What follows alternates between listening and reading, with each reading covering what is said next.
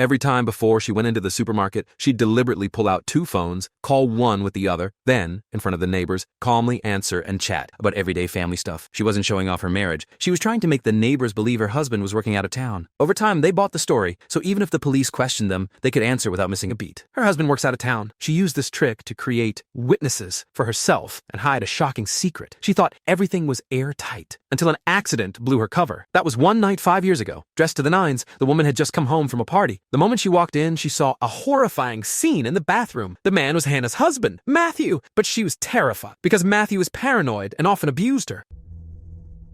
Hannah struggled to crawl to the living room and, while Matthew wasn't looking, tried to call the police.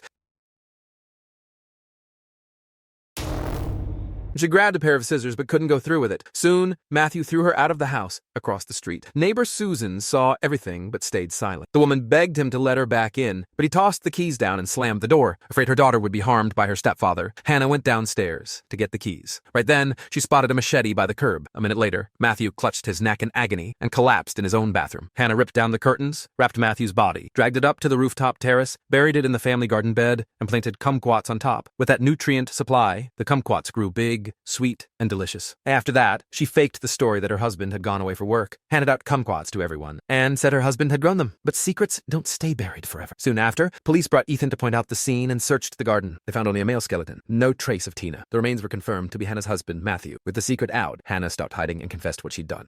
But just when it seemed over, Will produced new evidence from his father, a video from 5 years ago. Turns out the real killer was someone else. Hannah and Ethan had been used. Back to that night 5 years earlier, Hannah opened the bathroom door and found Tina being assaulted by her stepfather. While Hannah ran downstairs for the machete, Tina grabbed a pair of scissors and stabbed her stepfather in the neck. By the time Hannah rushed back, Matthew was bleeding out. To hide the truth, she buried her husband in the garden and carefully warned Tina, "Don't tell anyone what happened today." Afterward, Hannah changed completely. She forbade Tina from seeing any men. At the first sign she'd hit or berate her, Tina spent her whole childhood in misery and wanted out. So after Amy's incident, she found the phone with the video and put it in Amy's locker on purpose for Ethan to find. That day, Tina stood outside the door as the group brushed past her. Once they were gone, she gave a sly smile. Then she sent messages with paper cranes, telling Ethan the truth about the body in the garden. But in the note, she painted her mother as the killer, hoping the police would free her from Hannah's control. When Ethan killed, she stood not far away, silently watching. As for the kidnap, she and Ethan staged it in advance so Will would catch it on camera and she could fake her death. There were moments when she hesitated, but her desire for freedom won out. Soon after, Tina was on a freight truck, far from the chaos she'd left behind, carrying Amy's blessing and about to start a new life.